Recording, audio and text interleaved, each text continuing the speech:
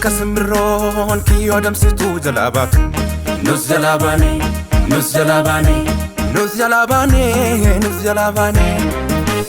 Akka simbirroon kiyyoo adamsituu jalaa baatu. Nus jalaa baane, nus jalaa baane, nus jalaa baane, nus jalaa baane.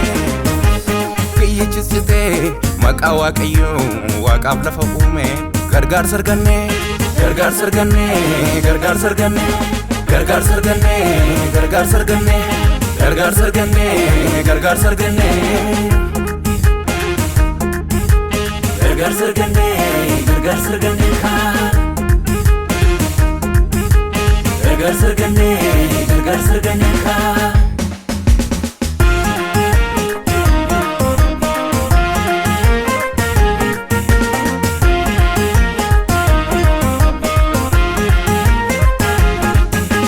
Yaaliin yaala meedanuudha dhiphisaa keenya harkatti dubbicha didee.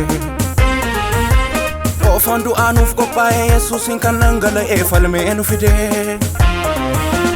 Utuu san taaneen darbamuu barichi ulfaataa ture qabata isaati. Amma boquu ol qabannee olmaasaa himuuf dhaabannee faaruun kan saate.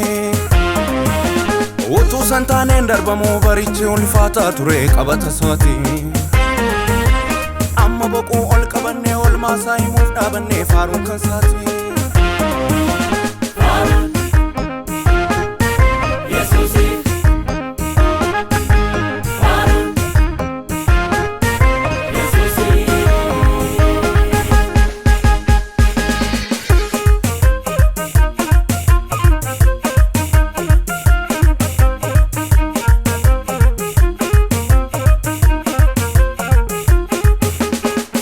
Keenya baara darbee isarraa fi saborii mootiin shakkamne.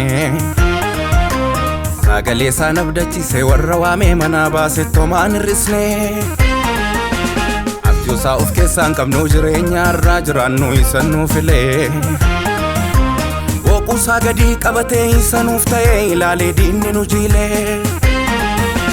Abjuu isaa of keessaa hin qabnu jireenya irraa jiraannu isa nuuf filee. Boquusaa gadi qabatee isa nuuf ta'ee ilaalee diinni nu jiilee.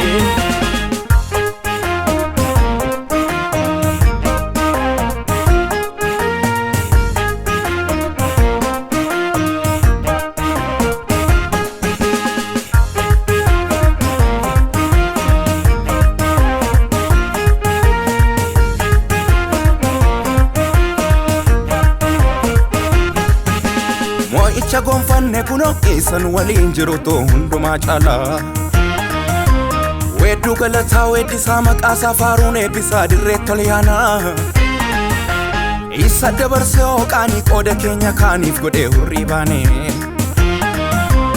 Isatti waamamuun gaarii baga qomoo saanfoo amantaane. Mo'icha gonfanne kunoo isan waliin jirutu hundumaa caalaa.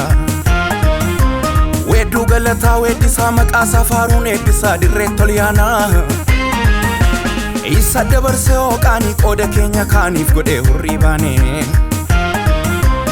Isatti waamamuun gaarii baga qomoo saanfoo amantaane. Gargaarsa arganne, gargaarsa arganne, gargaarsa arganne, gargaarsa arganne, gargaarsa arganne, gargaarsa arganne. Gargaarsa arganne, gargaarsa arganne,